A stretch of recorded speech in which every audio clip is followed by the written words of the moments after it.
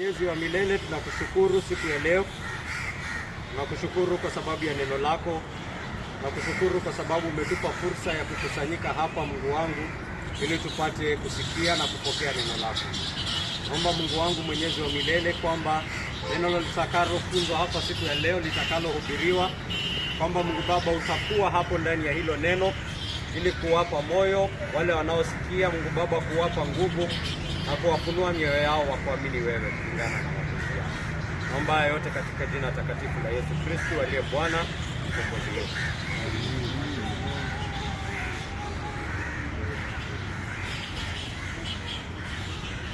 Mithali 6:6-11.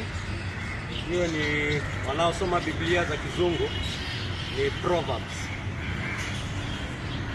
Nasema, ewe mvivu, mwendee mchwa, zitafakari njia zake ukapate hekima. Kwa maana yeye hana msimamizi wala mwangalizi au mtawala, lakini hujiwekea akiba wakati wa kiangazi na hukusanya chakula chake wakati wa mavuno. Ewe mvivu, utalala hata lini? Utaamka lini kutoka usingizi wako? Bado kulala kidogo, kusinzia kidogo, bado kukunja mikono kidogo upate kupumzika. Hivyo umaskini utakuja juu yako kama mnyang'anyi, na kupungukiwa utakujia kama mtu mwenye silaha. Amen. Amen.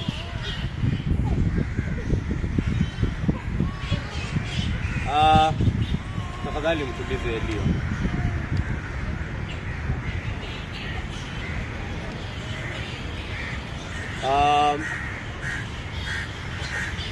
Tumeanza mwaka mpya na nimefurahia sana ndugu Joseph amesema hapa siku ya leo anataka watu waingie mwaka mpya na nguvu mpya. Nataka kwanza mkumbuke kwamba mwaka mpya haimaanishi mtu amekuwa mtu mpya. Amen. Amen. Mtu hakui mpya kwa sababu ni mwaka mpya. Hiyo si mafunzo ya kanisa la Pendo Huru, tafadhali. Well, let me correct that. Mtu anakuwa kiumbe kipya akifanya nini? Yes. Akimwamini Yesu Kristo. Sawa? Kama mtu anataka kuwa kiumbe kipya, kuwa mtu mpya, inaweza anza hata Juni.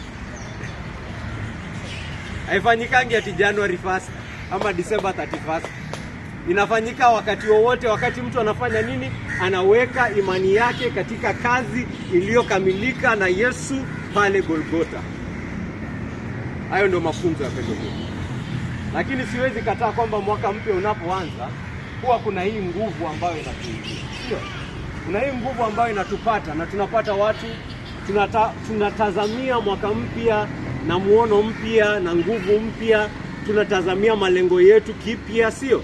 Nimesikia ndugu yangu Sam amesimama hapa leo siku ya leo akasema ana malengo yake ya kibiashara na ana malengo yake katika huduma yake katika Pendo Huru. Ako na malengo hapo pia. Hajaweka malengo pale nje, akasahau kuweka malengo wapi? Hapa ndani pia. Amemtafuta Yesu Kristo kwanza, na anatumai hayo mengine yatafanya nini? Yataongezwa vile ambavyo Yesu Kristo alitufunza. Amen. Kwa hivyo kuna hayo malengo. Hata mimi sitadanganya kwamba kuna mambo ambayo ningetamani sana yafanyike huko, kulingana na familia yangu, kulingana na kazi yangu, na kulingana na kanisa Pendo Huru. Sio? Hii service ambayo tunafanya hapa, naona kwamba hakika mkono wa Mungu uko pamoja nasi katika kanisa hili. Mkono wa Mungu uko pamoja nasi, anatuongoza, anatuweka, anatuchunga. Ama nyinyi hamuoni? Wewe umeona? Na ndio maana nimefanya mfululizo huu wa mahubiri, kwa sababu ninajua mambo haya yako katika akili za watu wengi sana hapa. We have so many resolutions to begin the year. Na ndio maana tulipofungua mwaka tulisoma kutoka kitabu cha nani anakumbuka tulisoma kitabu gani? It was just 3 days ago. Kama unakumbuka, kama umesahau na uliandika chini, unaweza chukua kitabu yako ufanye nini? Uangalie. Nataka muone umuhimu tena. part of your resolutions nataka uweke kitabu yako hapa. Sam, ulikuwa hapa New Year? Yeah. Mambo ulikuwa?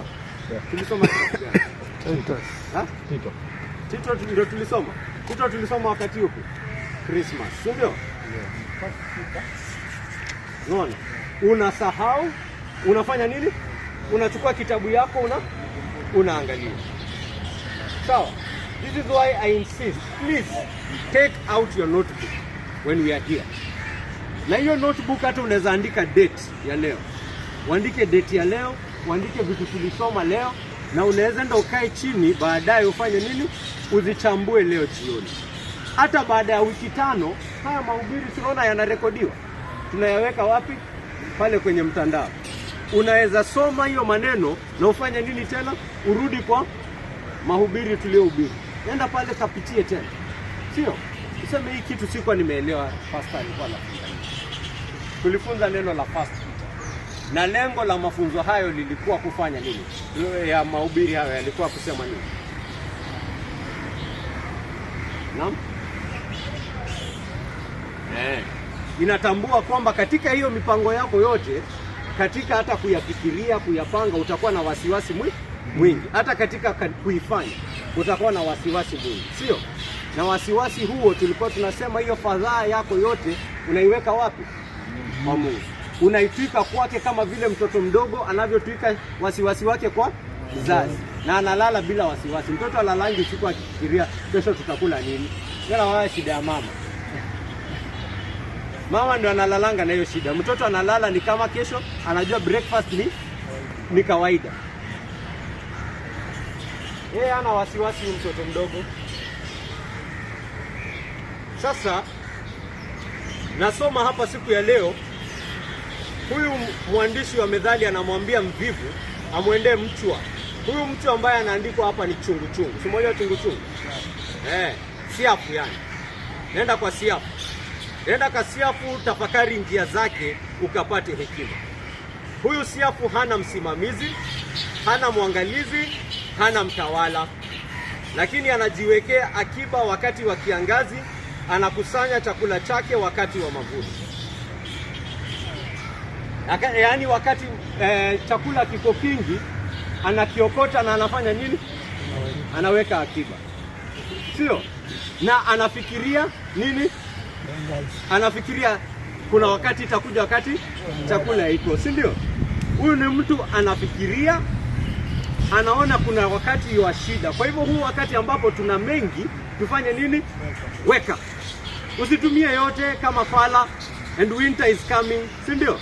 Chukua na uweke. Anaambia wewe mvivu. Unaona hii ni mfunzo kwa nani? Mvivu. Mtu ambaye anataka kukaa chini afanye chochote. Anasema Bwana atanichunga. Nataka muone kitu ninataka kukompea hapa. Tulisema ukikuwa na wasiwasi wote katika mipango yako, fanya nini? Weka kwa Bwana. Lakini inamaanisha kwa sababu wasiwasi wako wote umeweka kwa Bwana, hatufanyi kazi? Hiyo ndio mafunzo ya leo. Nataka kukuonyesha Mkristo tufanya kazi. Lakini jinsi ambavyo Wakristo wafanya kazi si vile ambavyo mtu wa dunia anafanya. Mkristo na mtu wa ulimwengu ni watu tofauti, ni viumbe tofauti. Ukiingia katika Yesu Kristo, wewe ni kiumbe kipya. Amen. Kwa hivyo wewe wafanya kazi. Hata unaambiwa chukua mafunzo yako kutoka kwa siafu. Siafu hata anapanga na anaendelea na onyo, anasema hivi. Anamwambia huyo mvivu mwingine, anambia wewe mvivu, utalala hadi lini? Utaamka lini kutoka usingizi wako? Bado tu unataka kulala kidogo, kusinzia kidogo, kukunja mikono kidogo, upate kupumzika.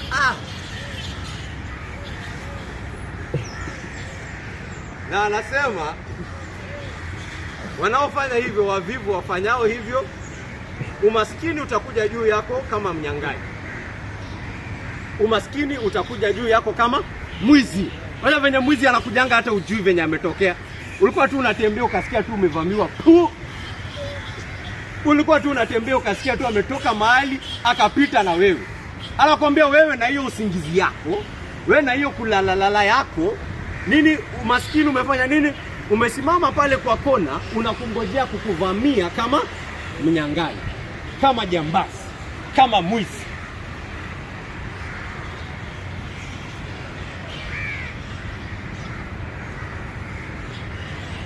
Neno la Biblia si ati yeyote ambaye ni maskini ni kwa sababu ya uvivu wake. Hatimaye neno la Biblia ni kwamba mali yote ulimwenguni yako mkononi mwa nani? Yako mkononi mwa nani? Wa Bwana. Yeye ndio anapeana mali na yeye ndio anafanya nini? Anachukua. First Samuel, wimbo wa Hana. All the riches are in his hands. He gives and he takes away. But there is a lesson here for you. Inakuonyesha chochote ambacho unataka kufanya, hayo malengo yako yote ambayo unataka kufanya, lazima upange, lazima uangalie, lazima utazame na lazima ufanye kazi. Lazima ufanye kazi. Wewe unatulia tu hapo unasema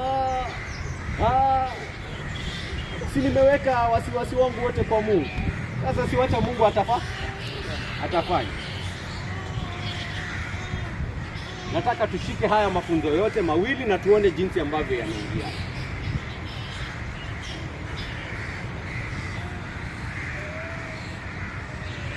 Ndivyo asitarajie kufanikiwa katika mambo yake. Hiyo ndio kitu Biblia nataka uone hapa siku ya leo. Tofauti, kitu nataka tushike hapa, tofauti kati ya Mkristo na mtu ambaye si Mkristo ni hiyo mafunzo ya New Year. Ya wasiwasi inaenda wapi? That is the main difference. Nini inaondoa wasiwasi? Wasiwasi inapelekwa wapi? Na wasiwasi wa Mkristo tuliona unaenda aje? Wasiwasi wa Mkristo unaenda aje? Nini itakutuliza moyo?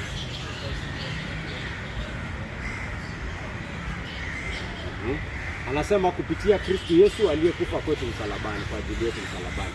Kwa hivyo nikikuwa na wasiwasi, wacha nikuongoze zaidi. Kwa hivyo mimi nataka kuanzisha biashara, ndugu yangu yetu, na niko na wasiwasi mwingi sana. Wengine nitatoa wapi pesa, nitatoa wapi mfanyikazi mwaminifu, vile ambavyo nitapelekana na askari na munisipaa. Hizo ni vitu zote zinaniweka usiku, sio? Hizo ni mambo zinanitia fadhaa usiku, sio? Zinaenda wapi mimi kama Mkristo?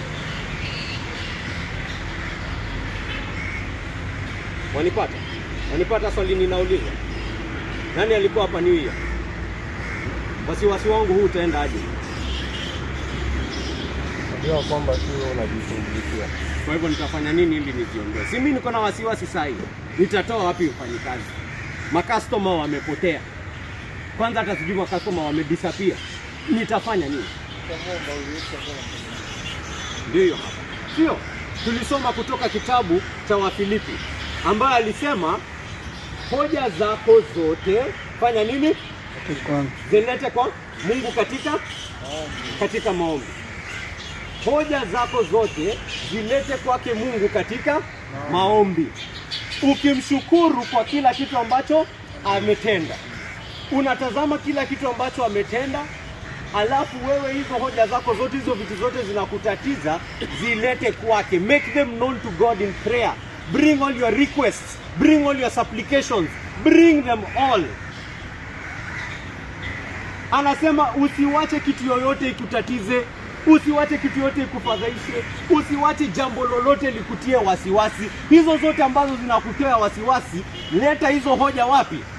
Kwa Mungu. Nayo amani ya Mungu itakuja juu yako. Katika wewe kuleta hizi hoja kwa Mungu, Roho Mtakatifu naye yafanya kitu. Yafanya nini? Yafanya nini? Unaambiwa yafanya nini? Yafanya nini? And the what of which surpasses all understanding. The peace of God which surpasses all understanding, you will receive it in Christ Jesus. Roho Mtakatifu atakuja kwako, atakutuliza. Hii si kazi wewe unafanya. Hii ni kazi ya nani? Ya Mungu.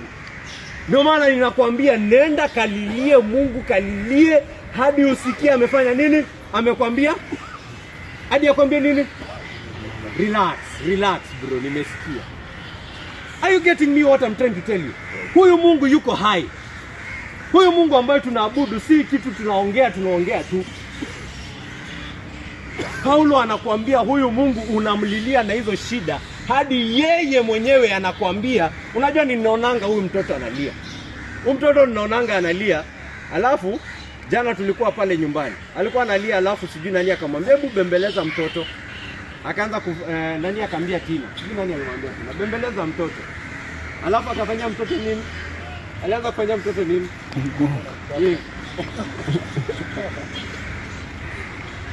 Akaanza kutuliza, kumpiga. I think yeye ameona watu wakubwa wakifanyia. Alikuwa anampiga na nguvu, lakini alikuwa anajaribu. Alikuwa anajaribu. Sasa tunaambiwa na Mungu kwamba Mungu hufanya hivyo. Mungu hufanya hivyo. Anakuonanga unalia na kufanyia hivyo. Haya Kariuki, tulia. It is a real thing. Ni amani ya kweli, si ya kujitungia. Ni katika wewe kumlilia Mungu na kutoa shida zake zote, na anakutuliza. Anasema anakutuliza ndani ya Kristo Yesu. Anakukumbusha kwamba yeye anakupenda katika Kristo Yesu. Ndani ya Kristo Yesu wewe na yeye hamuna uadui. Ndani ya Kristo Yesu anakupigania. Ndani ya Kristo Yesu anakutakia mema. Ndani ya Kristo Yesu hatakubali kitu chochote ambacho hakitakujenga kikuje kwako. Anakutuliza ndani ya Kristo Yesu, na unapata amani ambayo haieleweki, hawezi explain na maneno. Inakuja katika wewe kukuwa na amani na yeye katika Kristo Yesu. Ndio maana Mkristo anaweza unapata Mkristo bana, kama Biblia tunasoma, wengine wametoka kupigwa, wanatoka pale wakilimba na wakishukuru. Hiyo imetoka wapi? Hiyo ni kitu ya kibinadamu.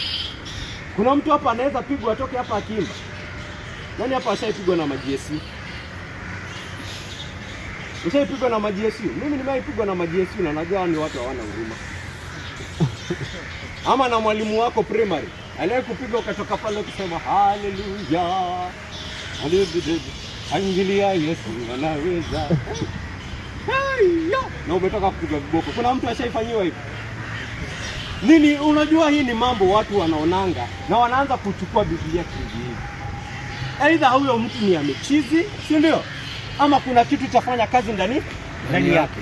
Ni huyu Roho Mtakatifu anafanya kazi ndani yake. Anamhakikishia hata hivyo vipigo umepokea vimetoka kwangu. Ndio maana inaandikwa walishukuru kwa sababu Mungu aliwahesabu kufaa kupigwa kwa ajili ya jina la Kristo Yesu. Wao hawaoni pekee kazi ya mwanadamu, wanaona kazi ya Mungu. Wanaona ni Mungu amesema tupigwe, ndio Yesu Kristo atukuzwe katika kupigwa kwetu. Watu wanatukuza hata katika kupigwa. Katika nani? Kristo Yesu. It is only in Jesus Christ that people rejoice for being whooped. They see it as a privilege kupigwa.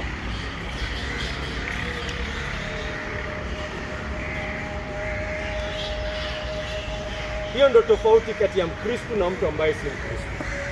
Fadhaa yetu, wasiwasi wetu unaondolewa kwa kutwika mzigo wetu kwa Mungu. Tunaleta hoja zetu kwa Mungu katika sala tukishukuru, na tunapokea amani ya Bwana. Tunatulia tukijua Mungu ambaye tumemwamini. Unapata wale wa Israeli wamesimama pale bahari ya Shamu. Hapa mbele yao ni bahari, nyuma yao ni nini? Jeshi la Farao linafuata, na hawajakuja kuwapea sweets. Hiyo jeshi hajakuja kuwapea mkate.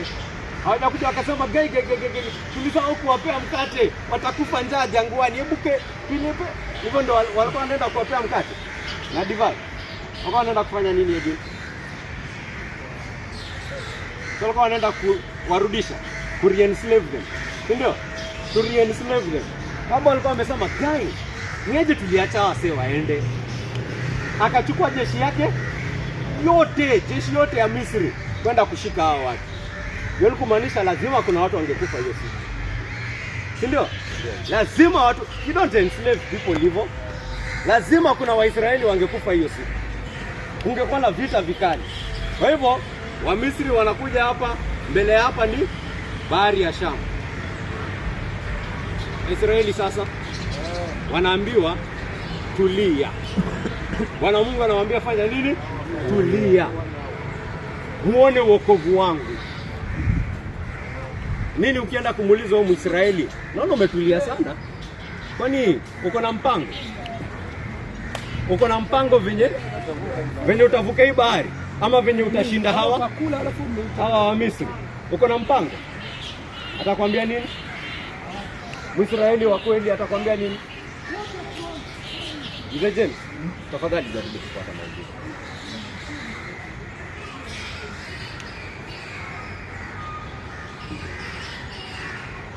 Mwisraeli atakwambia nini?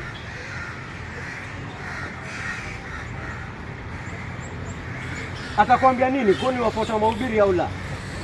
Atahepa vipi? Atakwambia mimi nitahepa. Kwa nini umetulia? Harrison, kwa nini umetulia? Wanajeshi ndio hawa, bahari ndio hii. Kwa nini umetulia hivi? Hauogopi? Hauogopi kukatwa kichwa? Si ndio? Awaambia, mimi sijui venye tutavuka, lakini Mungu ametuambia, amemwambia tutavuka, ametuambia hata amesema tu relax. Anasema wewe relax.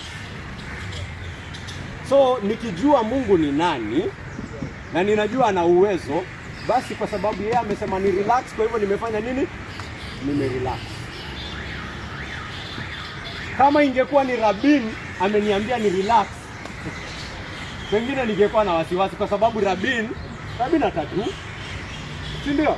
Mimi ningekuja pale niambie hao wa Misri, pengine ningekuwa na time machine, nitokelezee pale kabla Musa awaambie ujumbe wa Bwana. Nitokelezee pale niseme mimi kama Rabin nimesema mtulie, mrelax, mtaona wokovu wa Rabin. Utatulia kweli? Sasa Rabin sasa ni nani huyu? Huyu akishikwa jeki hivi vizuri hata na mtu mmoja hata hahitaji. Si ndio? Mimi hata unahitaji tu askari hata mdogo tu na risasi moja ananiweka dawa. Mimi nitasaidia mtu aje. Si ndio? Lakini Mungu akisema relax, hiyo ni story tofauti. Si ndio? Sababu Mungu ni Mungu aliye Mungu mwenye uwezo, Mungu mwenye nguvu. Hakuna yeyote anayemshtua Mungu. Akisema anatenda, kwani mkono wake umefupika siku hizi hawezi kuokoa? Kwani kuna vitu ngumu siku hizi hawezi fanya? Kuna kitu ngumu ambayo imemshinda akasema atafanya kitu akashinda? Iko. Kwa hivyo akisema wewe tulia, mimi niko na wewe, hadanganyi. Mungu si muongo. Hajawahi danganya na ataanza kudanganya leo.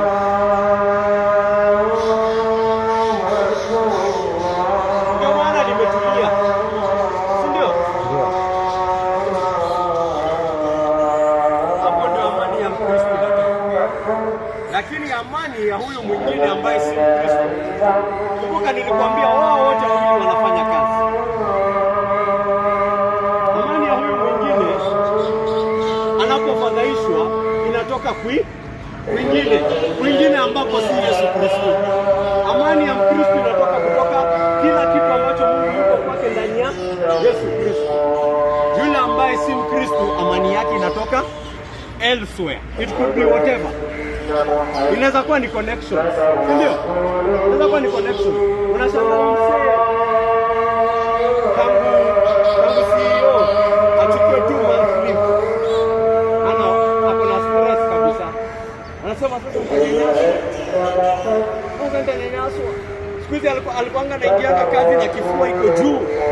Siku hizi anatetemeka kila siku. Kwa sababu gani? Sababu security yake iko wapi?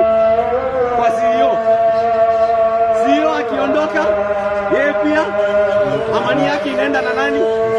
Inaenda na CEO. Inaweza kuwa ni kitu chochote, inaweza kuwa ni pesa. Si ndio? Inaweza kuwa ni pesa. Mwingine asipokuwa na hiyo pesa, amani yake pia inafanya nini? Inaenda na hiyo pesa.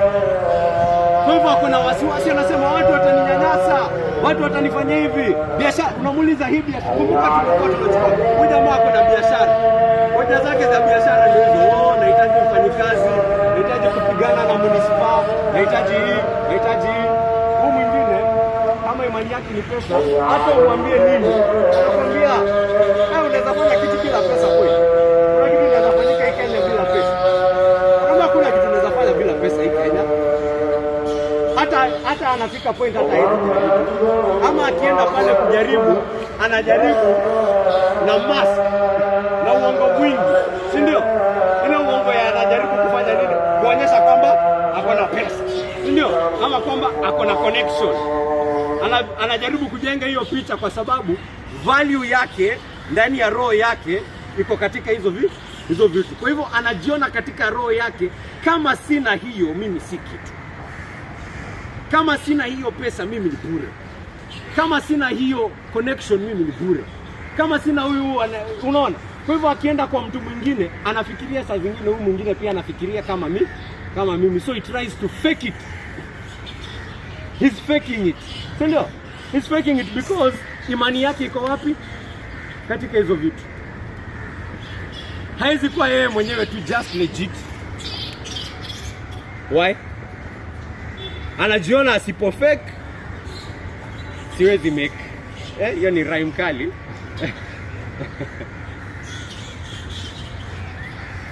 Sio ndio ulimwengu ambao tuko na, hiyo ndio ugonjwa ambao frankly every single person here suffers. Kila mmoja wetu hapa. Ni ugonjwa ambao tukiingia ndani ya Yesu Kristo ndio anatufunua mioyo yetu, tunaweza kujikagua, tujiangalia na tuseme kai, this is true also about me. Ndio. This is true about me.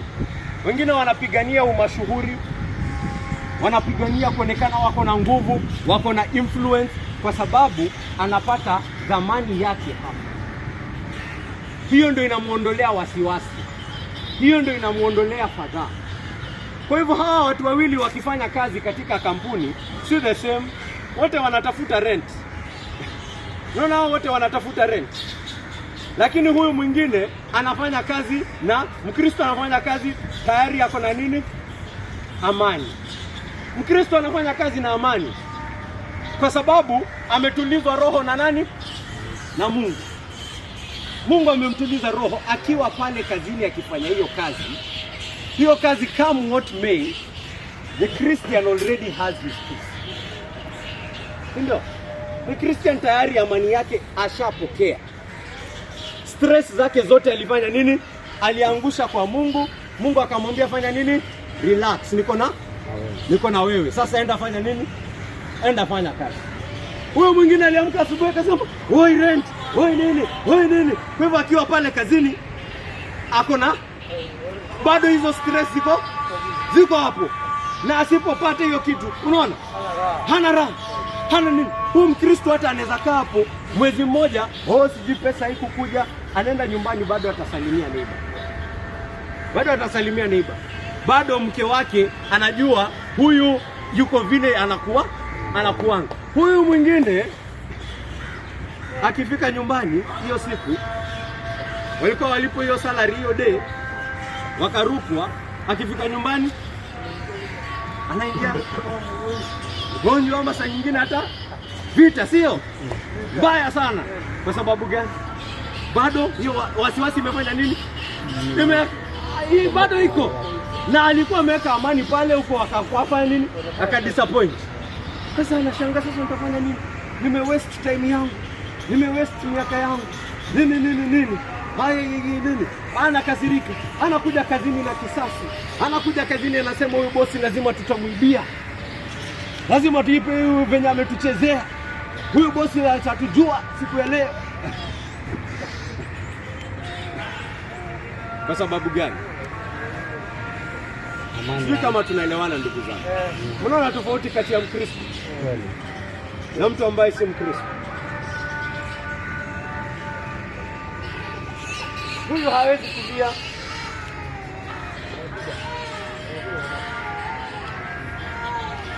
Ako na wasiwasi hadi apate hilo jambo ambalo anaamini ndio litamuokoa.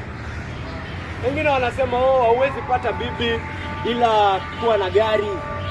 Hawezi pata kazi bila kulipana hongo kubwa. Kwa hivyo unapata kuna mtu amefanya kazi mwaka mzima, ako na milioni yake kwenye benki, amechukua 300,000, 400,000 kwenda kufanya nini? Kutoa hongo ndio apate kazi. Anasema huwezi pata kazi bila hongo. Kwa hivyo wakati hana hiyo pesa ya hongo, basi ana nini? Wasiwasi. Huyu mwingine anasema huwezi pata gari, huwezi pata bibi bila gari. Kwa hivyo akienda kuongelesha msichana wa kwanza hata amebeba keys fake. Amebeba key fake, si ndio? Na kuwadanganya wasichana nao, si ndio? Angalia niko na Suzuki yangu nimeiacha pale kwa car wash. Si ndio? Anajiona bila hiyo Suzuki yesi. Si kitu. Hawezi kubalika. Lazima adanganye. etc. Amen. Amen. etc. Hiyo jaza wewe ile ugonjwa uko nayo wewe. Kwa sababu huu ni ugonjwa ambao kila mtu ako nao. Biblia ndio inaitufunua. Biblia inatufunua hiyo ugonjwa. Ndio tupate kuiona, tupate kulia kwa sababu ya hiyo ugonjwa ambao uko ndani yetu. Tupate kusikia huzuni na tupate kumlilia Mungu, kusema Mungu wangu, nimekuwa nikifikiria ni hivi, nimekuwa nikifikiria hii ndio itaniokoa, lakini Mungu wangu ninatubu. Ninatubu njia zangu. Na Mungu wangu sasa ninataka kuishi kwa njia ambayo inaonyesha kwamba imani yangu yote ni kwako wewe. Wewe ndio tegemeo langu, wewe ndio unanipigania, wewe ndio unasonga mbele yangu. Wewe ndio unanituliza. Imani yangu, amani yangu inatoka wapi? Kwako na kwako peke yako.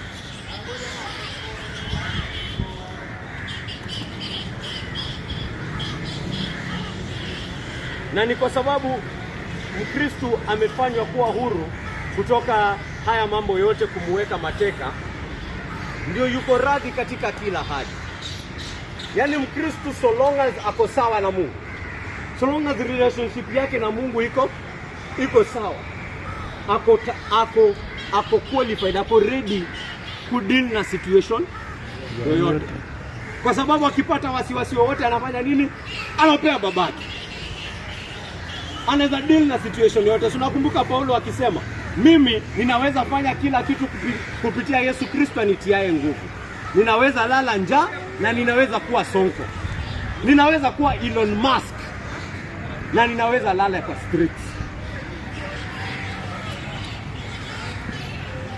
Biashara yangu inaweza fanikiwa na nifurahie, na biashara yangu inaweza fanya nini? Inaweza anguka na bado nifanye nini? Bado niko na amani na nina furaha. Nani ananiwezesha kufanya hii yote? Yesu Kristo. He enables me to deal with all situations with calmness and contentment.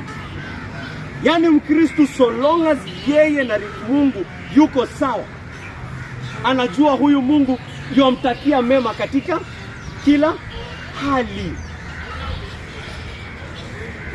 Kila hali. Hata giza. Unajua giza vile ambavyo inaelezwa kwa Biblia imeshindwa katika Kristo Yesu. Alishinda katika kifo, si ndio? Na akafufuka. Kwa hivyo hata nguvu za giza ambazo tulikuwa tunaimba, hakika nguvu za giza zimeshindwa na Shetani. Na kuhakikishia hata Mungu akikubali nguvu za giza zikupate wewe, ni kwa sababu hizo nguvu za giza anataka zifanye nini? Zikutumikie. He wants them to serve you. That's what God says. He says to the extent that even death serves us. Unaona? Yaani ni kama kwamba, acha nikupe mfano ambao utaelewa. Kama Yesu Kristo mwokozi wetu. Si nguvu za giza zilikuja kwake. Si zilimkuja kwake na kwa hasira. Zilimwangusha ama zilimtumikia? Zilimwangusha ama zilimtumikia? Zilimtumikia, si ndio? Walimkujia na hasira yao na wivu yao wakamuua. Kumbe katika kumuua ndio akafanya nini? Ndio kainuliwa. The powers of darkness, if God allows them to come to a Christian, it is because they are doing what? They are serving you. Yes, I'm telling you, huyo bosi anakunyanyasa, ametumwa kwako kukuserve. Paulo anasema kuna wakati ambao Mungu aliwakitisha shida nyingine kali sana, wakafikiria anataka kuwaua. Akasema kumbe alikuwa anatufunza, kuna uchafu fulani bado ilikuwa kwa roho ya Paul. Bado yeye alikuwa anategemea mambo mengine. Akasema Mungu alituletea hiyo shida ili atufunze jinsi ya kumtegemea yeye na yeye peke yake. Yaani walifika hali ambayo hawakuwa na kitu.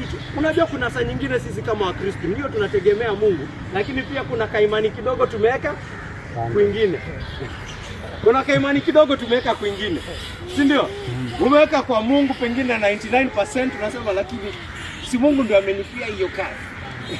Kwa hivyo tumeweka kaimani kidogo kwa hiyo kazi. Paulo, Mungu alisema, Mungu alikuja akawaweka katika hali ambayo aliwatoa hizo vitu zote. Hakuwa na chochote angetegemea, hangetegemea rafiki, hangetegemea connection, hangetegemea mali, hangetegemea yani akafika mahali ambayo kitu imebaki pekee ni nini?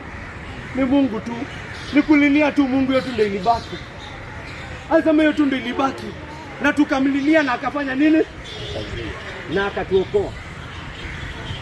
Katika hiyo hali ambayo tulifikiria tunaenda kukufa, Paulo anatuandikia katika kitabu cha 2 Corinthians chapter 1. We thought we were going to die. But he rescued us. And because he rescued us at that time, then we are confident that no matter what the situation is, he is able to rescue us. He will rescue us again. Unaona Paulo amelainishwa na Mungu. Kwa hivyo Mungu alikuwa anatumia hizo shida kufanya nini? Kumlainisha, kumfanya awe zaidi kama Yesu Kristo. Hiyo ndio kazi moja ambayo majaribu yanakuja kwa Mkristo. Kwa hivyo Mkristo anapokea what? Everything. Kila kitu kinachokuja kwetu. Ndio maana tulikaa hapa tukafunza mafunzo ya providence. Kuonyesha kwamba kila kitu kinachokuja kwa Mkristo kinatoka kwa mkono wa nani? Wa Baba yake. Kila jambo.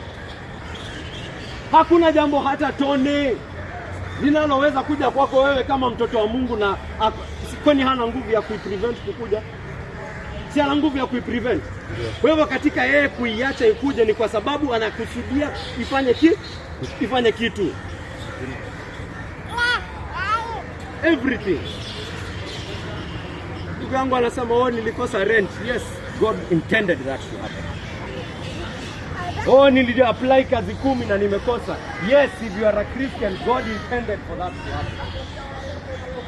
Nimekosa nyumba miaka 2. If you are a believer in God, God intended for that to happen. My business fell. Yes, God intended for that to happen.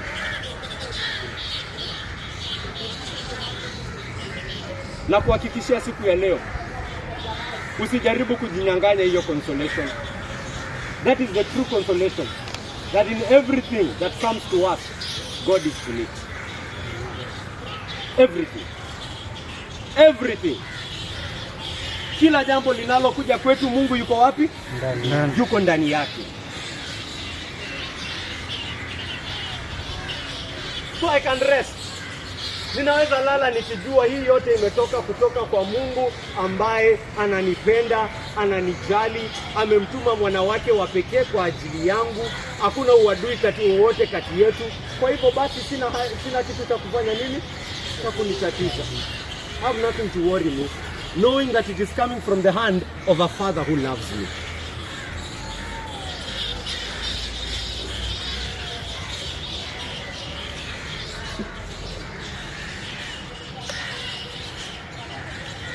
Anatambua Mungu anaweza kumsaidia katika hali yoyote ile.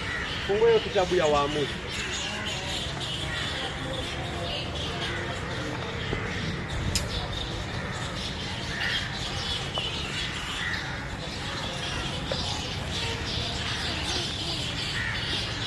Sababu ya muda nitasoma kwa haraka. Ninataka tuone picha.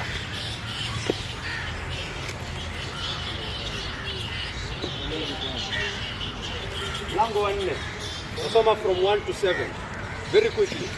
Kuhusu Debora.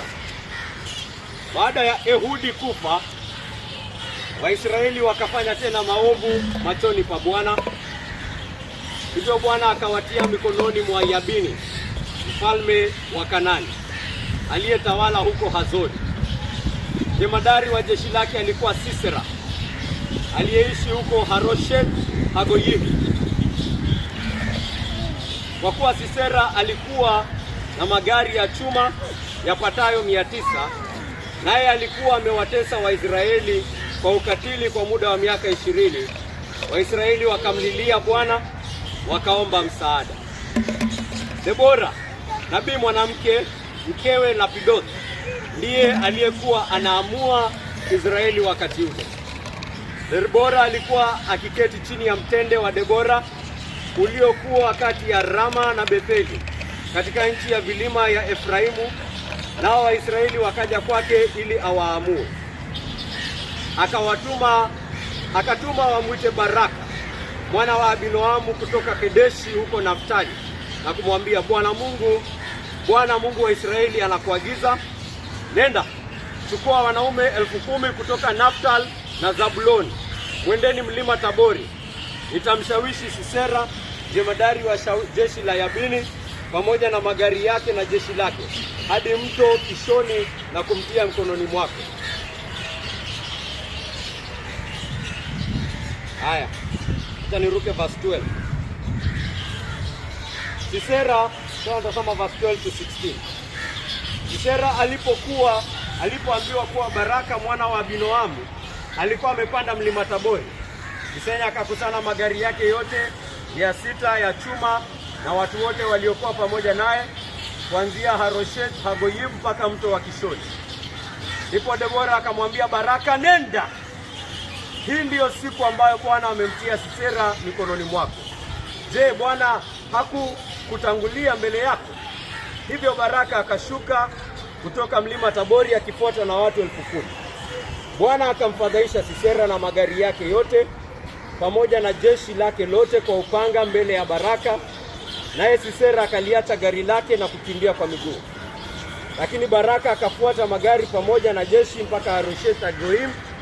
Jeshi lote la Sisera likaanguka kwa upanga, wala hakuna hata mtu mmoja aliyesalia. Ona hiyo story. Hiyo ni story ya jeshi ngapi? 2. Jeshi ya Sisera na jeshi ya Baraka. Sio? Jeshi ya Sisera wao wameenda kupigana hapo pia, si wako na nini? So wameenda pale, wamekusanyika, wamesikia tikina Baraka wamekusanyika wanaume 10,000. Wamechukua magari yao yote. Wamechukua magari yao yote, wameenda pale na nguvu. Hata wao kuna kitu wameka amani yao mali. Sisera ameweka imani yake wapi? Nini imemfanya akuje hapo kwa vita?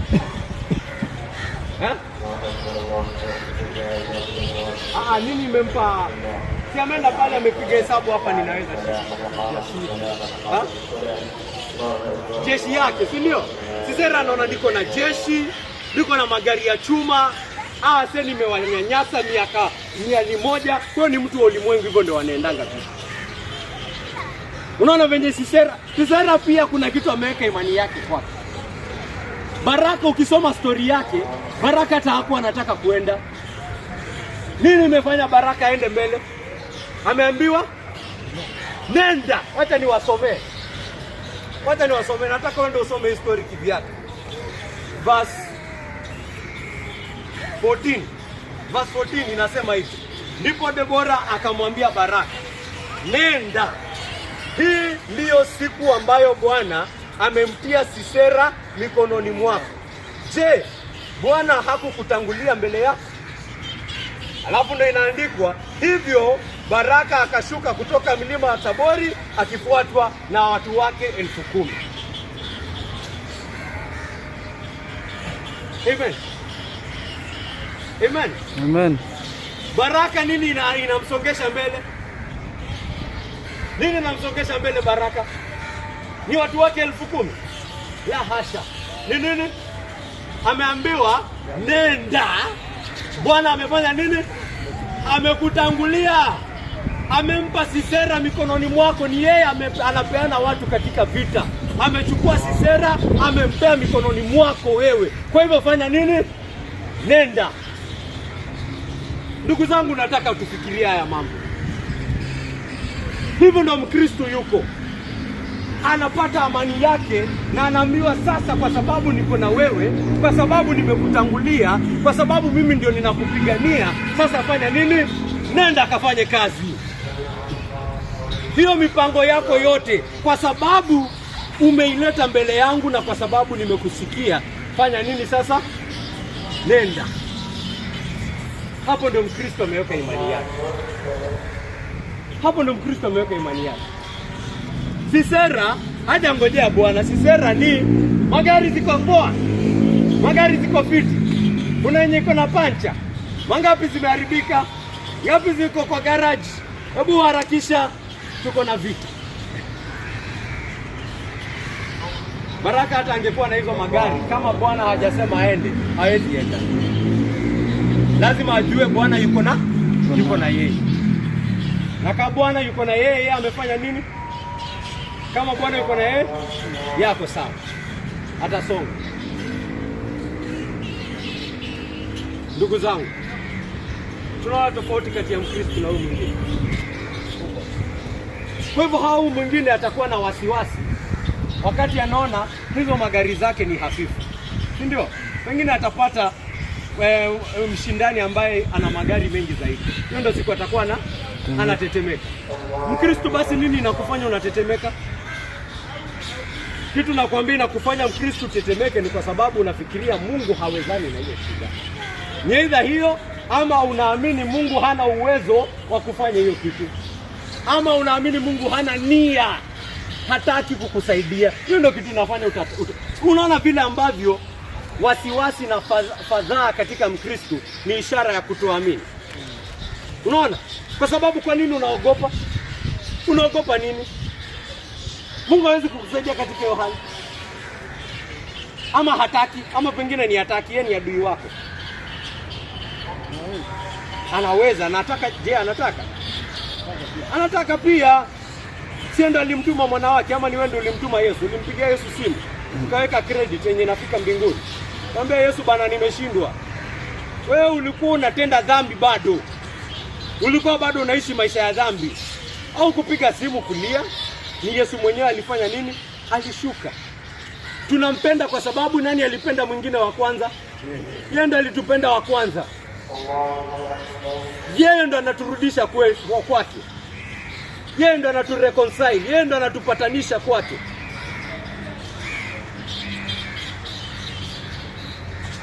Kwa hivyo kama alikufanyia hivyo, anataka kukusaidia au la? Anataka. Kwa hivyo basi fadhaa inatoka wapi mama Tim? Wasiwasi inatoka wapi Karioki? Ndio nakuuliza, si ni kwako wewe uko na fadhaa, kwa nini uko na wasiwasi?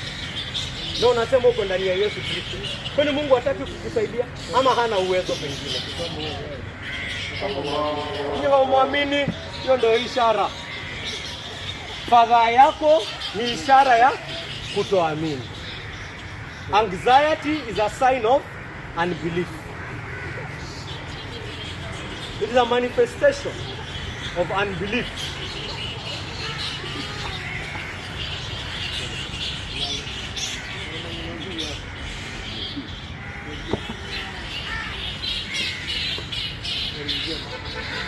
Hilo ndio funzo ninataka tushike kama Wakristo.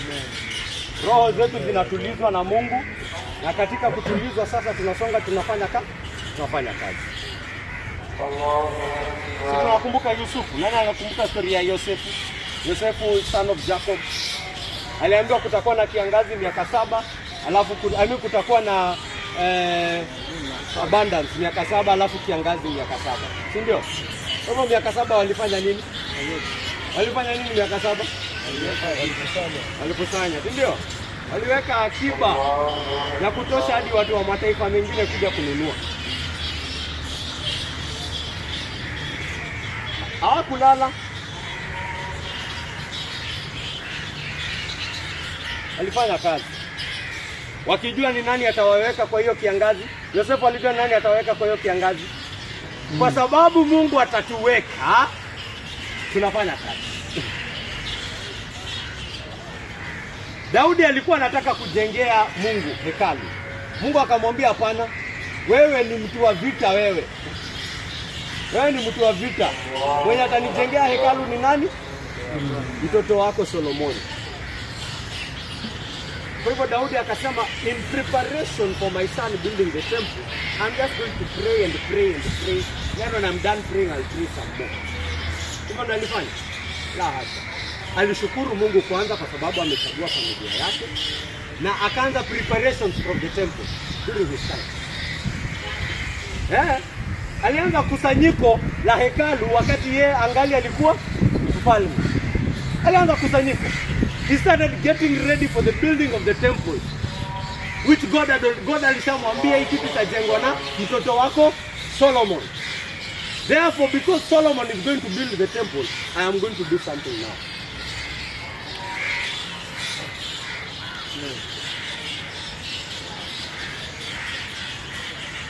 Ndugu zangu, kuna hadithi nyingine ningetaka msisome. Daudi akienda, lakini Daudi akienda inatupa tu picha ya Ukristo. Daudi alipokuwa anaenda kupigana vita na Wafilisti, inaandikwa alienda kwanza kwa Mungu. Anaenda kwa Mungu, anamuuliza Mungu, je, nipigane hivi vita? Mungu akamwambia fanya nini? Nenda. Na akaenda akafanya nini? Akapigana vita na hao Wafilisti. Akashinda. Aliposhinda alirudi akasema nini Mungu? Asante. Akasema Mungu asante, na akasema ni Bwana ameshinda hivyo. Hiyo ndio maisha ya Ukristo. Kwanza unagundua peke yako hauwezi. Kivyako hauwezi. Kivyako hauna uwezo. Hatujitegemei sisi. Tunategemea upendo wa Mungu kwetu sisi katika Kristo Yesu. Kwa hivyo katika jambo lolote tunalofanya tunaenda kwake Mungu. Tunamlilia, tunamuomba, tunaweka wasiwasi wetu na tunamletea hoja zetu. Tukishampa hoja zetu, tunamwambia Mungu, anakitupea amani, sisi basi na hapo tunafanya nini? Tunatoka tukisonga mbele. Hiyo ndio maisha ya Ukristo. Hapo nitafunza haya mambo masita. Fanya mipango, weka mikakati. Sasa niandike hapa haraka practical. Weka mikakati.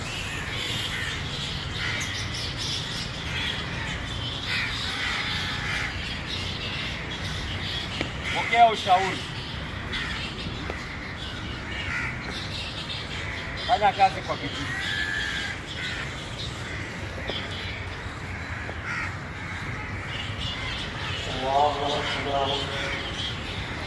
Na kalamu hapo mahali umeka.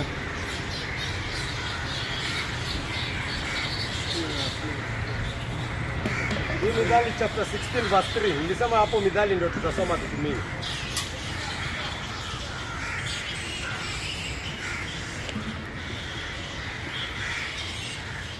Mithali 16 verse 3 inasoma hivi. Mkabidhi Bwana lolote ufanyalo, nayo mipango yako itafanikiwa. Kwa hivyo kitu tunataka tuone Mkristo katika hizi stages zote za kufanya kazi. Bado anarudi kwa nani? Bado anarudi wapi? Kwa Mungu. Hatuachangi Mungu tunaomba alafu tukienda kufanya kazi tumeacha Mungu nyuma.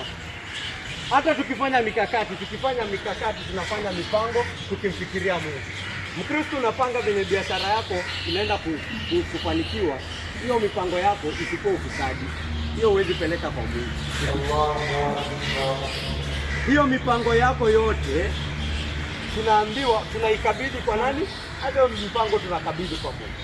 Kaa chini, fikiria, chambua, sema hapa lazima nifanye hivi, lazima nifanye hivi. Don't just wake up and do things aimlessly.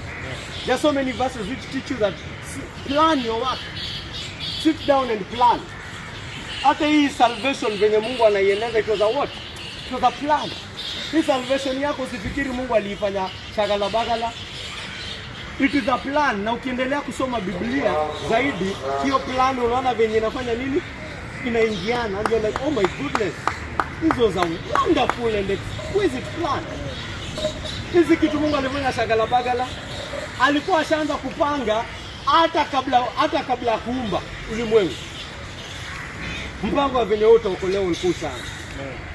Hata Adam akifukuzwa, hata hizo laana ambazo anapokea, Mungu anapeana hizo laana wakati plan ya salvation bado iko na inafanya nini? Naendelea.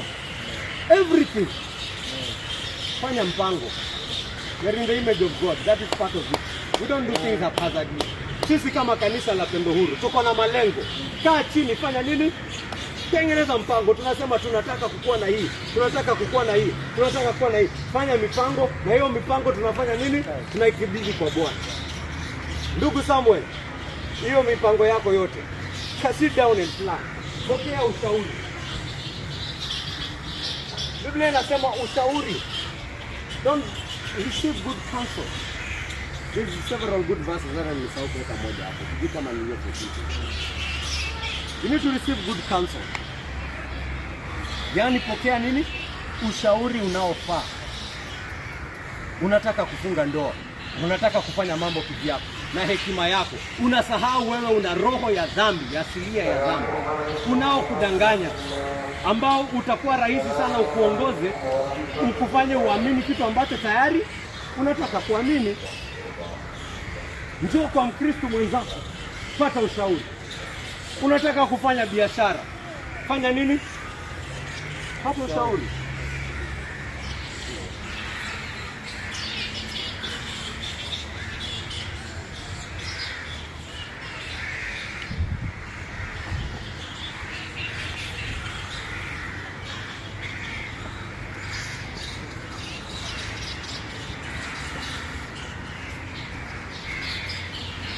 Pata ushauri unaofaa. Unataka kufanya biashara, do your research.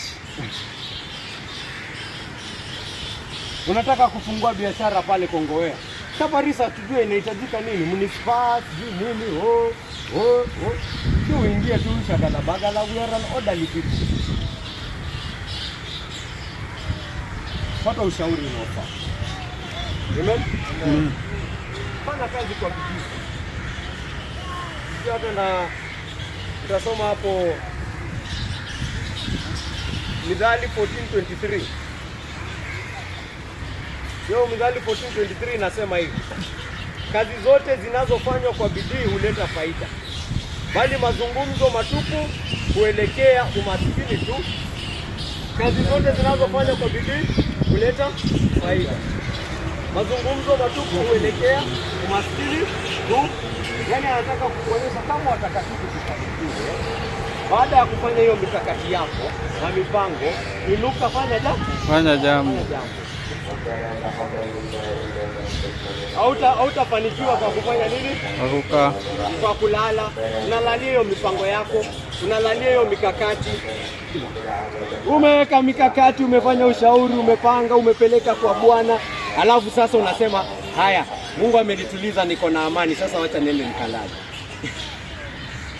Sisi we're not creating a lazy people in this church.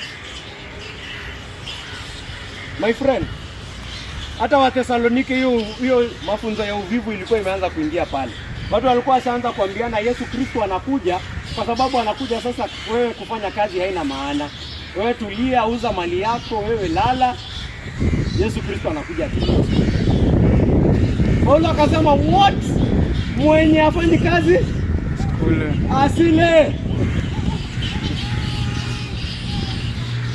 Mnasema nini?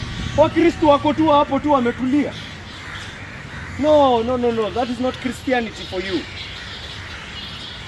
Christianity, we image God. Kwa hivyo umeweka mipango yako yote, Mungu amekutuliza, Mungu ndio source yako ya amani, Mungu ndio anakuonyesha mimi ndio niko na wewe. Unafanya hiyo sasa, unaamka unafanya jambo. Na nikisoma hii Wakolosai 3:23 anaongelesha watumwa, watumishi, na anawaambia hivi: lolote mfanyalo fanyeni kwa moyo kama watu wanaomtumikia Bwana na si mwanadamu, kwa kuwa mnajua kwamba mtapokea urithi wenu kutoka kwa Bwana ukiwa thawabu yenu. Ni Bwana Yesu Kristo ndiye naye mtumikia. Hili funzo si kwa watumwa pekee, hili inaweza enda kwa mtu yoyote. Anakuambia kazi yoyote unayofanya, unaifanya ni kama kwamba unamfanyia nani? Yesu Kristo. Si employer, You're not working for your employer. You're working for who? You're working for who? Your Savior. The one who saved you. The one who gave his life blood for you. The one who bled for you. You're working for him. Kwa hivyo nipate mtu wako pale kazini, employer akakosa kupeana salary ya 1 month. Na yeye kama huyo employer amekosa kukupea salary ya 1 month, na wewe umekosa kuridhika, ukasema huyu jamaa hapana, basi fanya nini? Kama huwezi fanya kazi huko, fanya nini? Fanya nini? Toka. Roho safi. Kama unaona huyu jamaa ni mnyanyasaji na hutaki story zake, fanya nini? Ondoka. Lakini ukiamua kukaa pale kufanya kazi, na wewe ni Mkristo, unafanya kazi ni kama kwamba unafanyia nani? Mwokozi wako. Nisipate mtu wako pale kazini ameanza kuibia employer. Anasema jamaa ako na deni yangu. Ni deni yangu, ninafanya nini? Ninalipa. Hiyo ni wizi. No, we're not working for people like that. Ukiamua kubaki pale, ukiamua kufanya kazi kokote kule, unafanya kazi ni kama kwamba unamfanyia nani kazi? Mwokozi wako. Ukiona mwenzako yuko pale yafanya mambo shagala bagala, mwambia wewe hatufanyi kazi hapa hivi. Ni ufanye kazi ama ondoke. Any work that you do it as if you're working for the Lord Jesus Christ.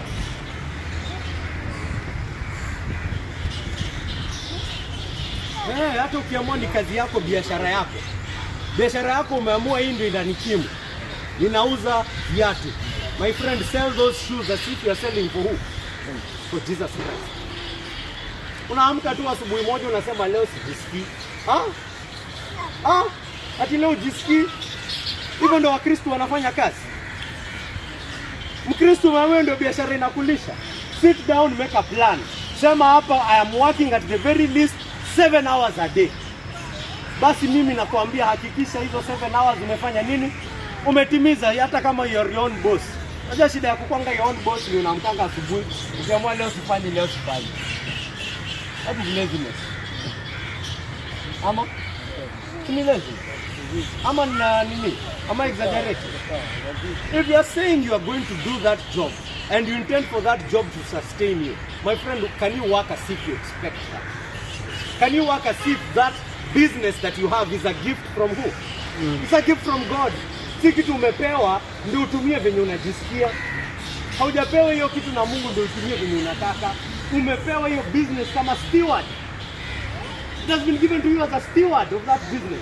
Therefore, run that business as if you are a steward, stewarding that business for who? For the Lord Jesus Christ, who saved you and died for you. That is how Christians work. Hata kama wewe ndio bosi pale, run that business as if it has been given to you. In fact, see as if it is the truth. It has been given to you. Hiyo biashara ni Mungu amekupea. Kwa hivyo run it as if you are running for him. Fanya kazi kwa bidii. Fanya kazi na moyo wako wote. Moyo wako wote ni kama kwamba unamfanyia Mungu.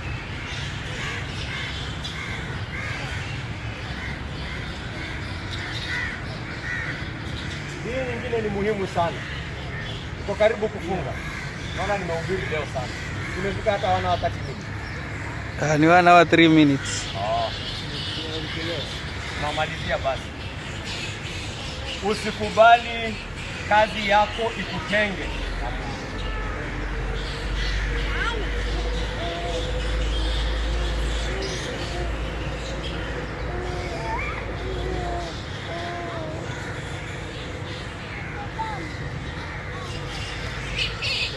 Matthew 6 verse 33. Matthew 6 verse 33, we are told, seek ye first the kingdom of God and his righteousness. Wewe kama Mkristo unajua imani yako iko wapi? Katika Mungu. Upendo na kila kitu ambacho Mungu yuko kwetu ndani ya Yesu Kristo. Kwa hivyo ile siku ambayo unaanza kufanya kazi kwa njia ambayo inakutenga na Mungu, basi umepoteza momentum, si ndio? Tunaona umepoteza momentum, umepoteza focus. Unaanza kukubali kazi yako inakutenga na Mungu, inakutenga na Mungu. Ndio kuonyesha Mungu basi ndio kazi yako ndio Mungu wako.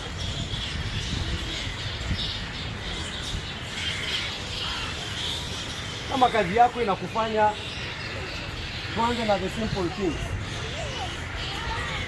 Unachukua muda wako wote, hauna muda wa kuomba, hauna muda wa kusoma Biblia, hauna muda wa kuja kanisani kushirikiana na mandugu zako, hauna muda wa kutimiza wajibu wako katika mwili wa Kristo, then I think that is a sign from God that you should not be doing that.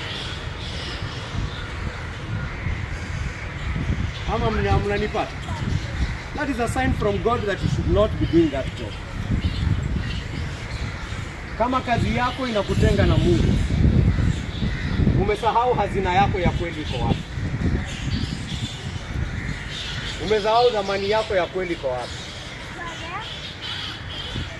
Mtafute Mungu kwanza.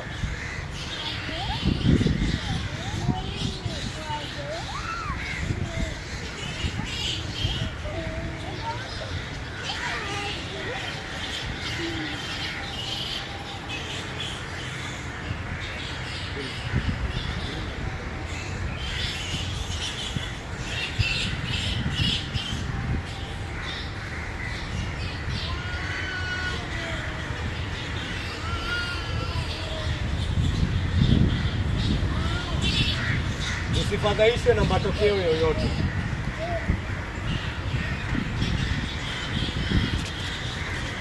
Kristo hafi moyo, Kristo hafadhaiki katika jambo lolote. Kumbuka tumesema amani yake anaipokea kutoka kwa Mungu na upendo wa Mungu kwake ndani ya Yesu Kristo. Kwa hivyo hata mipango inapofeli, unaweza kuwa umefanya hii mambo yote sawa, na mipango bado ifanye nini? Mipango bado ifeli. Mipango ikifeli unafanya nini? Unakasirika, unaanza kuwa na wasiwasi. So long as all of it has been done in God, you can be sure that all the results are coming from who? From God. Mithali 16 verse 9. Mithali 16 verse 9 ndio inatuambia hivyo. Inatuambia hivyo. Moyo wa mtu huifikiri njia yake.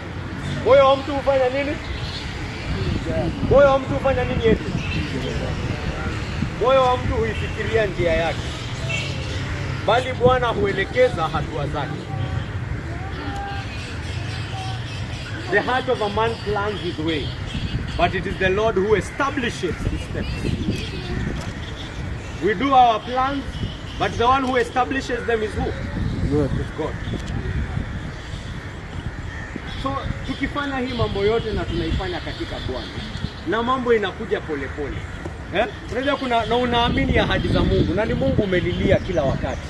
Unakumbuka hata katika kitabu cha Isaya, Mungu ameahidi Waisraeli mambo makubwa, na anawaambia haya mambo yote nimeahidi nitatenda.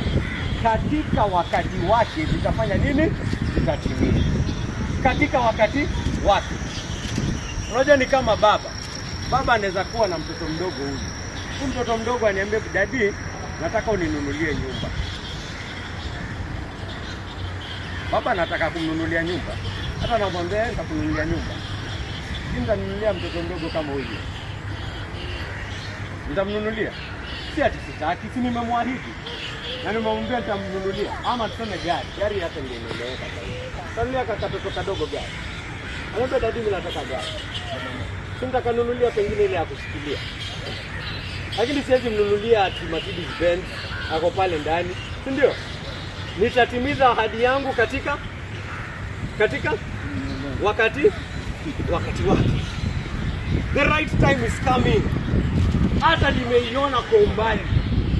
Asome, amalize shule, nini, akishatoka hivi, anaenda birthday yake, hata alikuwa amesahau hiyo ahadi. Hadi hata alikuwa amesahau, lakini mimi kama baba yake, mimi siwezi sahau ahadi nimempea. Mimi nampenda huyo mtoto. Atakuja nimwambie leo tunaenda birthday dinner. twende pale kukula birthday dinner, hata hataki kukuja. Wewe kama sema present yangu leo ni hata kabox, afikiri tu ka chocolate kama kawaida, afungue apate gari, kifungo ya gari iko hapo ndani. Sasa ulikuwa umeniambia tulikuahidi, nakwambia nitanunua. Ndio hii hapa. Ahadi yangu nitatimiza, ndio, lakini wakati wake. That is how God is to us. All those promises ametupea katika Kristo Yesu. Anasema hizo promises zote ni zako na atazitimiza. Ana uwezo na ana nia, lakini atazitimiza kwa wakati wake. Kwa hivyo sisi tunakaa chini, tunafanya nini? Tunamwamini. We trust him through it all.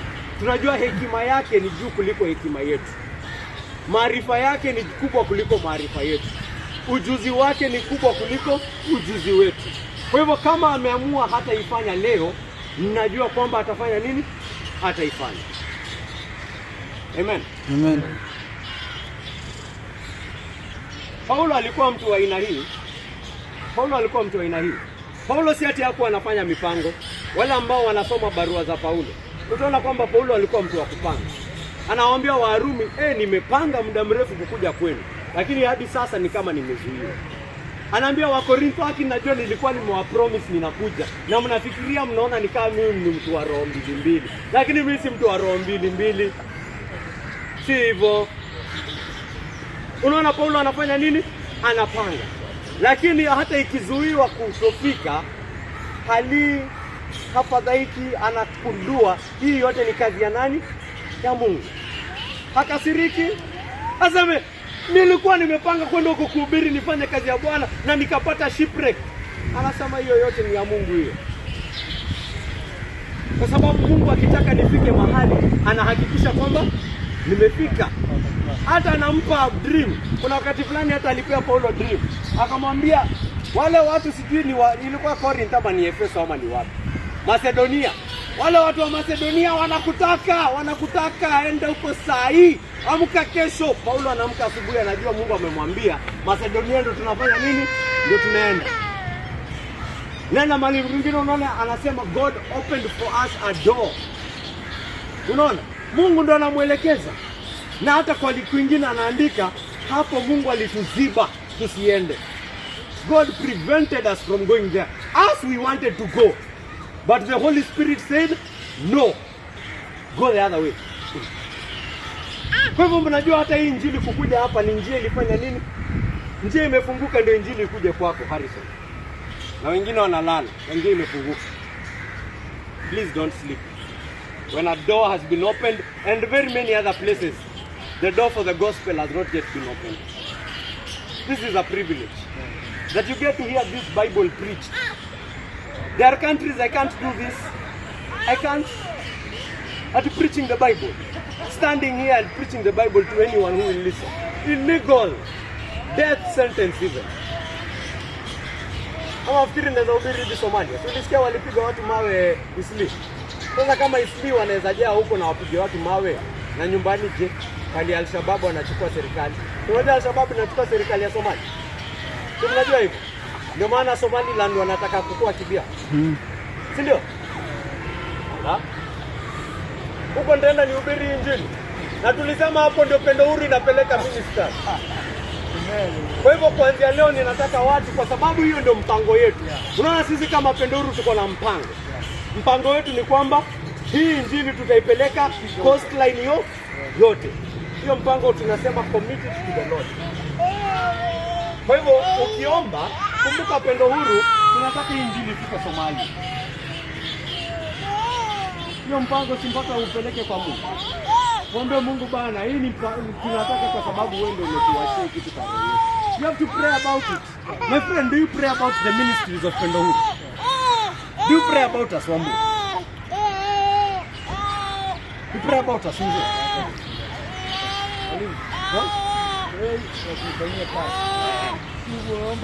Baada ya kuomba na Roho akisonga hapa, next thing tutasikia Roho ameanza kusonga hapa.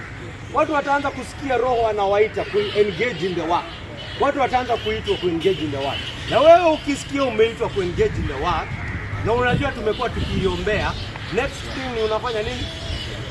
Next thing unasema, pastor, nasikia mnaendanga Muslim evangelism jioni. Can I join? Pastor, ninasikia niko na nguvu sana kuongea injili na mtu. Je, unaweza kuniongoza? Can you show me how to do it? You do, you move, unafanya. Lazima jambo lifanywe. Wewe tumeambiwa hapo ukilalala mambo itafanyika aje na wewe umelala? Injili itasonga aje na wewe umelala? Sawa. Na ni Mungu nasikia anakutia wewe. Wewe ndio unafaa kuongea. Sawa. This is not magic bwana. Kama wewe ndio umeitwa kufanya hii kazi, fanya. Na unajua wewe ni sehemu ya mwili wa Kristo. Kwa hivyo kama haujaitwa kufanya pale nje, ndio kumaanisha una kazi. There is a way you can support them here from the church. You can support the ministry, si ndio? You can support it through prayer, si ndio? You can support it through discipleship. You can support it through giving your money to support the ministry. All these are ways you do something. Hiyo kutoa pesa, you are doing something because the ministry needs money. Ama you think the ministry doesn't need money? Watu wanasikianga watu wakitisha pesa kanisani wanaanza kuchongoa. You think churches survive without money? Churches need money. This church stands here, we need money. So if you want to support Pendo Huru, you do what? Do something. Do it with your actions. Show it.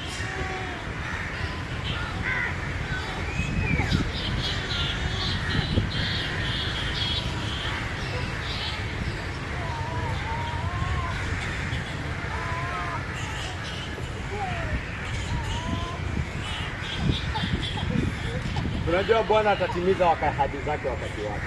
Wacha niwapee hadithi yangu kuhusu nilipokuwa nafanya kazi. Mungu alinifungulia njia. Vile nilivyofanya kazi hiyo ni story nyingine tofauti. Vile nilivyopata kazi hapa Mombasani. Nilipata kazi hapa Mombasani through the hand of the Lord. It was the hand of the Lord. Hiyo story nimepeana kwa wengi sana hapa. Na hiyo kampuni ambayo niliitia waliniita kufanya kazi pale. Within a month or two, in fact, I received my salary after 2 months. Na nimetoka kuwa mtu mwenye hana kazi, in fact I was in debt. Nilikuwa katika deni. Na nakuja hapa nimeitiwa kazi na employer hafanyi nini? Halipi. Naongea na yeye kidogo, lakini nikaona kuna jinsi ambavyo wanafanya harakati kufanya nini? Kusaidia watu. Si kulipa, kusaidia watu kufanya nini? Kukaa float. Si ndio? To keep my head above the water.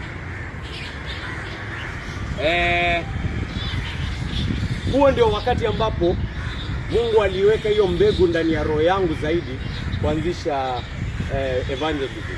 Hizo ndio nyakati tulikuwa tumeanza hata ni kazini nilikuanga naondoka. Wacha nikwambie. Nilikuanga naondoka kazini nikitembea. Nikitembea napata vijana wamekaa pale wanakaa tu idle, wanakaa tu hawana mwelekeo wa maisha, hawana jambo on. And unakuwa na nini? Nasikia something in my heart is telling me, hiyo injili yote unaendanga kusoma, hiyo injili yote unapenda kufikiria na kuwaza na kufurahisha, what is it doing? Yani you're just going to walk past and assume you are seeing, hakuna kitu unaona. Au hakuna kitu unaona, wewe tu unapita hapo tu kila siku. Hakuna kitu unaona. And slowly I was drawn to those boys. And that is how this ministry started. This ministry started as an evangelism ministry to the street boys. Let us never forget how we started. Let me tell you, because it was God who put that mbegu in my heart. Wale waliokuwa hapa siku za kwanza wanakumbuka. We just used to meet those street boys. We buy them breakfast. And after buying them breakfast, we do what? We tell them the word of God. I was like, injili yote yenye unaamini iko na nguvu hivyo, na ninajua iko na nguvu. Unaona tu sasa wewe unaweza tembea tu hapa kila siku and you are doing nothing at all. Inaniuma sana rohoni, inaniconvict. That is how this ministry started. Si mnakumbuka hiyo story yote hadi tukaenda kwa Hamisi, kutoka kwa Hamisi tukafanya nini? Tukakuja hapa, tukaendelea hapa hadi zile vita zikakuwa pale, tukafunga chai. Na sasa vijana wakapotea na chai. Hai tukumbushe, ndio maana tumeweka Sam kama head. So that we can know how we can bring those boys back. Even if it means bringing the tea back.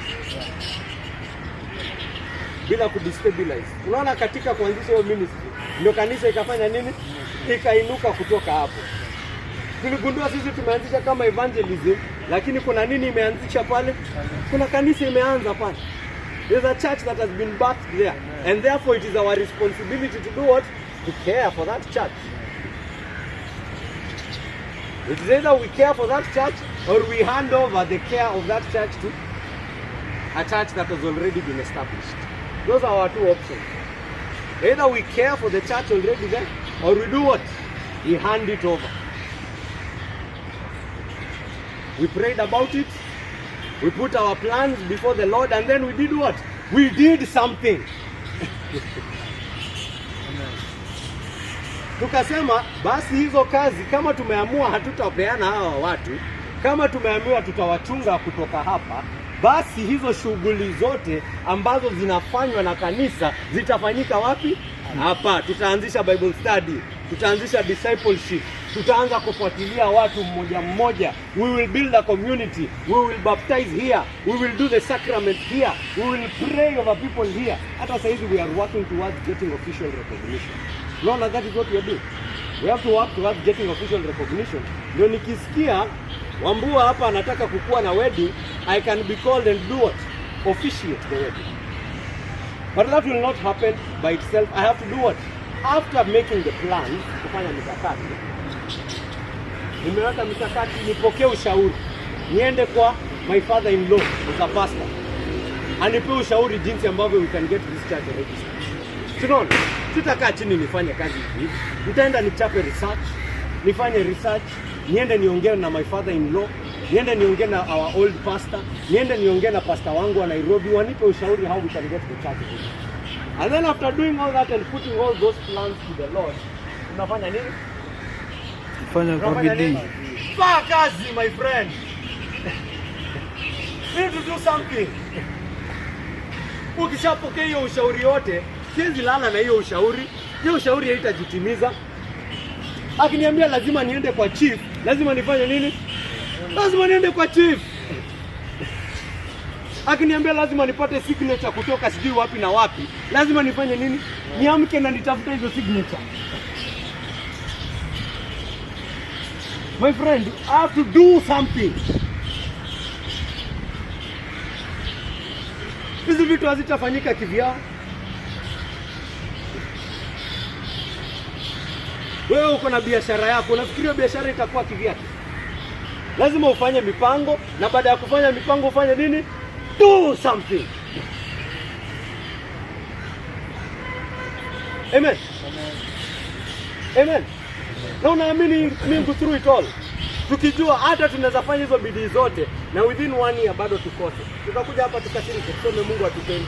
No. No, we know. We know if God wants us to get this thing even in 2 months, we will get it.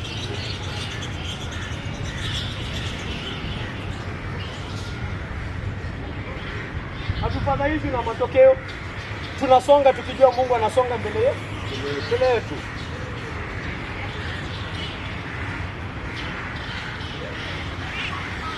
Oh, nilikuwa nawapea story. Sasa venye tulianzisha hiyo kanisa, ikafika wakati hiyo crisis ikakuwa iko serious sana. Watu wameanza kutoka hiyo kazini. Very many workers started doing what? Leaving. People leaving. People resigning left, right and center. 70% of the workforce resigning.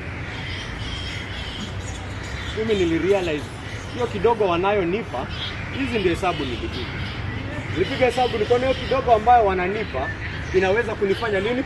Kunikimu. Able to keep me, I keep my head afloat, I pay rent, unaona, I get some food, I'm still able to come to Pendo Huru. Pendo Huru is still being sustained. Nikiresign, itanipasa niende Nairobi.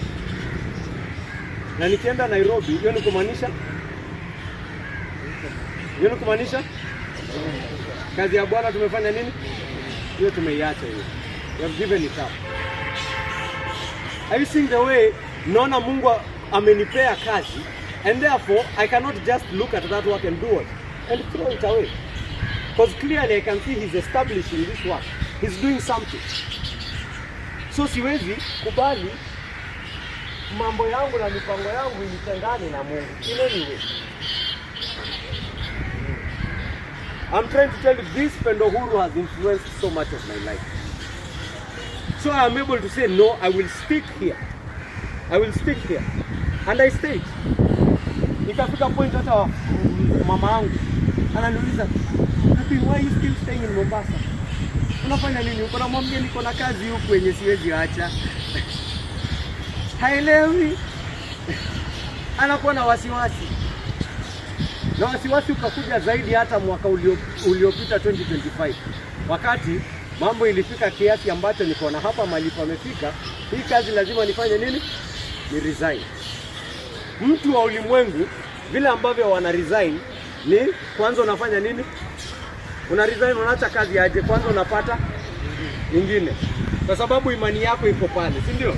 Anasema nisipopata kwingine naweza toka na nibaki bure. Mimi niko na mali imefika, nikibaki hapa nitafanya kazi na moyo mbaya. Kwa hivyo naona pale imefika, itakuwa bora mimi nifanye nini? Nijiondoe. Roho safi. We live on good terms.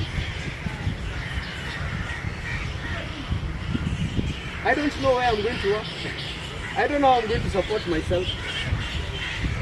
What gives me courage? Nini nanipea roho? Ninajua huyu Mungu ambaye amekuwa akinichunga miaka yote miwili, hata niacha leo. Sasa nilichunga hiyo wakati. Alinichunga. Tulikuwa hapa na kina Mama Tina pia. Alinichunga. Mimi nawapea testimony ndio niwaonyeshe. Aliendelea kunichunga. Na hata hiyo ndio hata the big thing. Hizi fedha zote ambao huyu employer alikuwa nayo yangu nyingi sana. Alikuwa na fedha yangu nyingi sana. Hii fedha yote alinilipa a very big portion when mwaka uliopita 2025. Paid me a lot of money that he owed me. All in 1 year. Nilienda nikamlilia, nikamwambia hivi na akanisikia. God granted me favor. Na akanipa hiyo mali yangu ambayo alikuwa ameishikilia ule mwaka ambao nilikuwa nafanya nini? Nina uhitaji. Kwa sababu mwaka uliopita nilikuwa na mambo mengi, nilikuwa na harusi. Kuna dada yangu hapa nilikuwa nataka kumnyang'anya kutoka nyumbani kwao.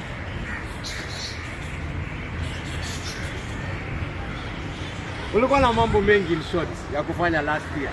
So venye ilikuja it was very convenient. It was a very good timing. So ni hii yote haikupotea. Watu wengine wananiambia hiyo achana nayo, hiyo imepotea, lakini mimi Mungu akani hiyo yote haikupotea. I'm just trying to give you a testimony. Unaona? I am walking knowing that God is with me. He is with me. Kwa hivyo ni kama hata alikuwa ameniwekea ni kama ilikuwa kwa chama. Kama ninaweka pesa kwa chama inakaa mwaka mzima, alafu inafanya nini? Inakuja kwako yote. Hivi inakuja bila interest. But si inakuja. Si ni yako. Ni sasa ni kama kwamba alikuwa amefanya nini? Ameniwekea.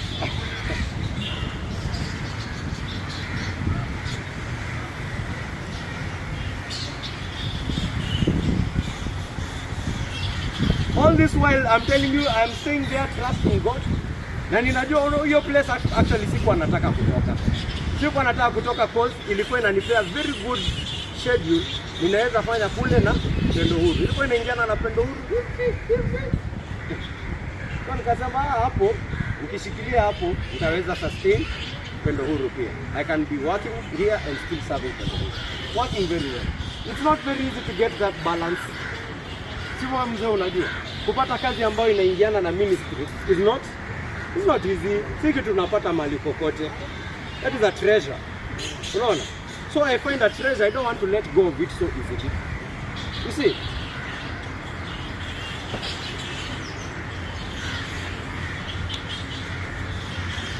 Hiyo nimewapea kama mfano kuonyesha how these principles have worked out in my life. I can give you a testimony that I have seen God's hand in my life. Na hata naweza endelea kusema zaidi, lakini I think that one is enough for one day. In fact, enough for a whole year. That is enough for I want to show you that these things work in real life. Trusting God. God hata wewe kubali umtrust. Umake decisions kwa sababu unamtrust na unamserve, alafu wakati uaibike. Do you know your story is there kwa sababu kuna Mkristo atakuwa encourage na story yako wewe ambao. Utamwambia I trusted God like this, like this, like this, and this is how God showed himself. Mkristo aseme, kumbe huyu Mungu ambaye yuko hai ya kweli. Hadi leo. Amen. Amen. Zingatia haya maneno ndugu yangu. Zingatia haya maneno dada zangu. Okay? Mungu abariki kukuongoza. Simame tu.